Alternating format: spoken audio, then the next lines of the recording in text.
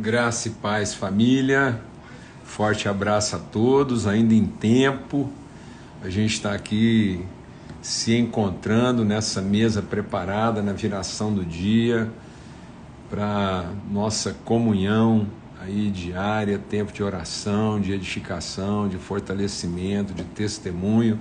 Como eu avisei ontem, muito provavelmente hoje a gente teria nosso encontro assim um pouco em outro horário, né? Porque eu e a Alana estávamos em viagem de Florianópolis para São Paulo e acabamos de chegar em São Paulo, chegamos aqui por volta de 17 horas, o trânsito pesado até aqui no hotel, mas muito bem recebidos, carinhosamente recebidos pela família de Zuscope e dignamente instalados aqui, graças a Deus, e estamos aqui cheios de alegria, de disposição para o nosso encontro amanhã. Então, a partir de amanhã, nossa conferência aí de Zuscope, Back to the Rock. Então, um tempo muito legal, vai ser muito bom poder compartilhar sobre esse assunto, conversar, né, sobre essa perspectiva de estarmos na rocha, voltarmos à rocha como nosso lugar de origem, de fundamento, em nome de Cristo Jesus, o Senhor. Muito bom, graças a Deus.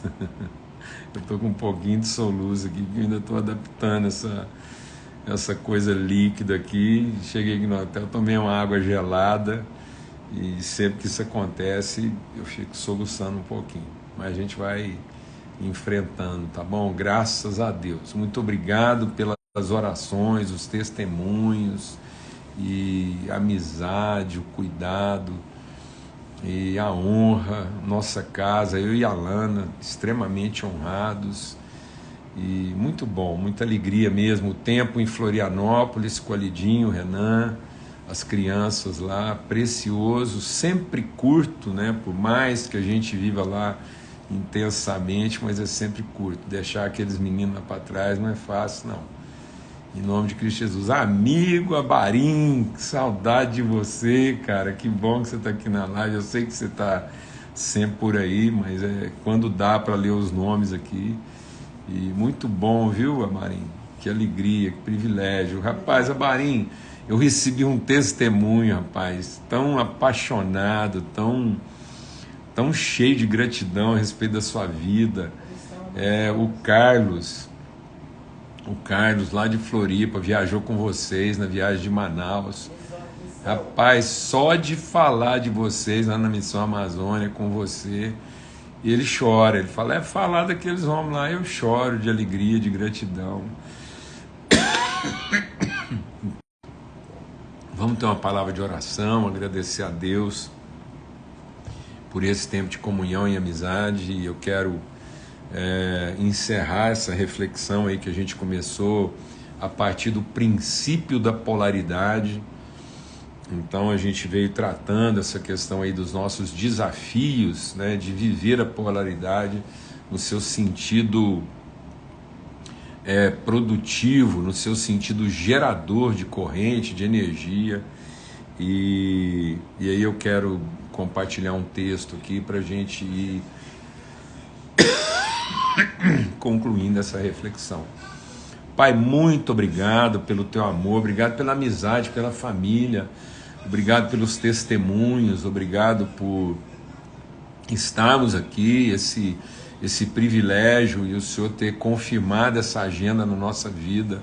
Muita gratidão, Senhor, pela bênção de estar aqui com os irmãos da família de Zuscope, eu e a Alana, junto com esses homens e mulheres aqui cheios do Espírito Santo, derramando virtude. A gente sente Deus na atmosfera, no cheiro, é cheiro de virtude, é ar de edificação. Então, muito obrigado pelo que o Senhor tem colocado no coração, ó Deus, essa família, no sentido de gerar conteúdo, de abençoar a nação brasileira e o mundo. E tenho certeza que será um tempo assim de muita edificação, muita transformação nas nossas vidas. Obrigado porque, ó Deus, o Senhor tem renovado sobre nós a tua fidelidade, e é nesse espírito que nós entramos na tua presença, com gratidão, ó Pai. Nós bendizemos o teu nome, em nome de Cristo Jesus, o Senhor. Amém e amém. Graças a Deus. Abram suas Bíblias lá no capítulo 2 da carta de Paulo aos Filipenses. Carta de Paulo aos Filipenses. E aí a gente quer concluir essa questão, né, do que é viver uma vida de polaridade, mas de polaridades, mas sem partidarismo, né? Então a gente poder exercer as tensões. Então a polaridade produz tensão, e produzindo tensão, ela produz corrente, ela produz fluxo. Mas o partidarismo, ele obstacula, ele interrompe, ele secciona o fluxo, né? Então ele não produz testemunho, não produz vida. E por isso Paulo reforça, veja a palavra de exortação aqui em Filipenses. A gente tinha que ler esse texto aqui e ficar em silêncio. Talvez fosse até o melhor. Ele diz assim, ó: se por estarmos em Cristo nós temos alguma motivação, alguma exortação de amor, alguma comunhão no Espírito, alguma profunda afeição e compaixão, completem a minha alegria, tendo o mesmo modo de pensar, o mesmo amor, um só Espírito e uma só atitude. É tudo que Paulo está dizendo que a igreja deveria ter, né? Deveria ter, sim, essa mesma disposição, esse mesmo empenho, né? Essa mesma fonte de valores e virtude, né? Um só Espírito e uma só atitude. Não façam absolutamente nada façam por partidarismo ou vanglória, mas humildemente considerem os outros superiores a vocês mesmos. Meu Deus amado, assim, isso é evangelho. Se a gente quiser viver de outra forma, nós estamos criando outro evangelho. O evangelho de Cristo é esse. Nada, absolutamente nada, por partidarismo ou vanglória. Ninguém vai conseguir coisa alguma se considerando superior aos outros, mas considerando ele. Vamos continuar, porque tem que continuar. E ele diz assim, ó: cada um cuide não somente dos seus interesses, mas também dos interesses dos outros. E aí depois ele segue que nós devemos ter o mesmo sentimento, a mesma atitude que houve em Cristo, que sendo Deus, se esvaziou até ser achado em figura humana, e sendo achado em figura humana, foi humilhado. Mas Deus o exaltou, é Deus que o colocou numa condição de exaltação, não foi ele mesmo. Então a palavra de Deus está dizendo: nada façam por partidarismo, nem por vanglória, por soberba. Não façam nada na defesa daquilo que é a nossa parte, o nosso direito, e nem nos consideremos, ao fazer isso, superiores a quem quer que seja. Nós somos servos uns dos outros. Nós temos que colocar os interesses dos outros acima dos nossos próprios interesses. Considerar que a nossa parte está resolvida, que nós somos pessoas bem resolvidas, nós não temos medo, nós não estamos debaixo de opressão, nós não estamos debaixo de escravidão, nós somos verdadeiramente livres. Então, alguém me pergunta sobre algumas coisas, eu digo: olha, eu não acredito, eu não tenho fé para nenhum ismo me convence. O ismo é um sufixo oriundo lá de uma ponderação grega e depois no latim. O ismo ele tem a tendência de transformar substantivos em ações, em atividade, não é nem ações. Então às vezes a gente confunde, né, o valor absoluto substantivo com aquilo que é a característica relativa do comportamento, da atividade. Então a atividade ela só é verdadeiramente carregada de valor quando ela traduz o absoluto do substantivo.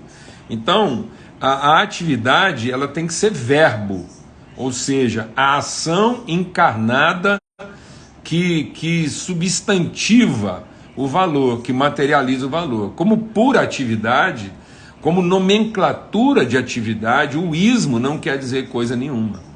Então, por isso, ele diz, tenham a mesma atitude, não tenham a mesma atividade, não a mesma atitude, a mesma postura. Ele está dizendo, ele disse antes, tenham comigo, se existe alguma exortação de amor, comunhão no Espírito, profunda afeição e compaixão, completem a minha alegria tendo a mesma atitude. Então é muito mais uma questão de atitude do que atividade. Então muitas pessoas imitam a atividade, mas não têm a mesma atitude.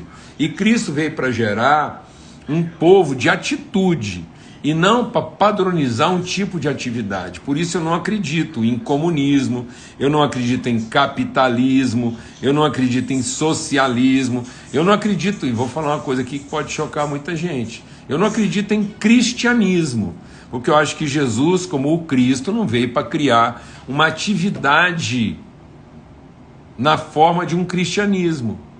Eu não vivo em defesa do cristianismo, eu vivo o compromisso de ser revelado cristão.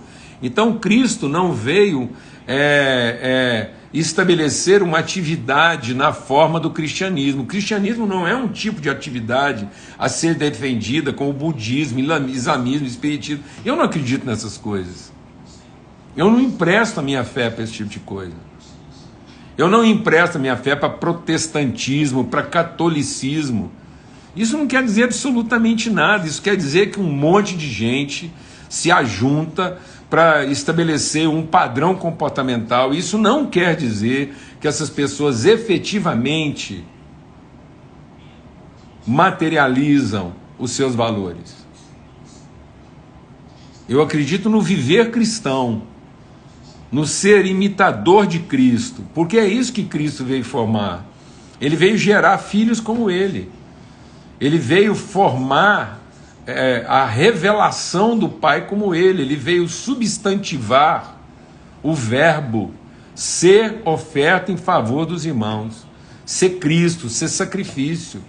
Então não existe uma atividade se ela não traduz uma atitude, um compromisso, um valor, um empenho, uma fé. Então, assim, eu não empresto minha fé, minha energia na defesa de idealismo, de qualquer tipo de ismo que pressupõe mudanças a partir de um padrão comportamental. Eu acredito em transformação de natureza, transformação do caráter, transformação do compromisso. Então, ele veio formar Cristos. Por isso que a palavra de Deus diz que é Cristo formado em nós, a esperança da glória. De modo que todos tenhamos mente de Cristo, espírito de Cristo, vontade de Cristo, compromisso de ser Cristo na vida dos irmãos, tendo o mesmo sentimento que ele teve, o sentimento de se humilhar, o sentimento de se esvaziar e não de se garantir. Não é o sentimento de se defender, é o sentimento de se entregar, de oferecer, de colocar o interesse do outro, colocar o interesse do ignorante, colocar o interesse do que está vivendo em trevas, acima do nosso próprio interesse. Nós não temos o que defender em favor de nós mesmos. Nós não temos mais o que fazer em favor da nossa própria vida. Tudo já foi feito, nós conhecemos o nosso Redentor. E foi para a liberdade que Cristo nos libertou, para que sejamos verdadeiramente e efetivamente livres. Esse é o propósito de Deus para a nossa vida. E é isso que nós queremos. Então ele está dizendo, nada façam por partidarismo ou por vanglória. E é isso que nós temos que, amados, resistir nesses dias. Muita soberba, muita presunção, muita razão. Então, as pessoas estão prevalecendo umas sobre as outras, na presunção de ter mais razão do que as outras. E eu creio que Deus quer que a gente recupere um coração dadivoso, um coração misericordioso, um coração abençoador, que creia. Paulo está falando isso e ele está preso. Meu Deus, Paulo está escrevendo isso aqui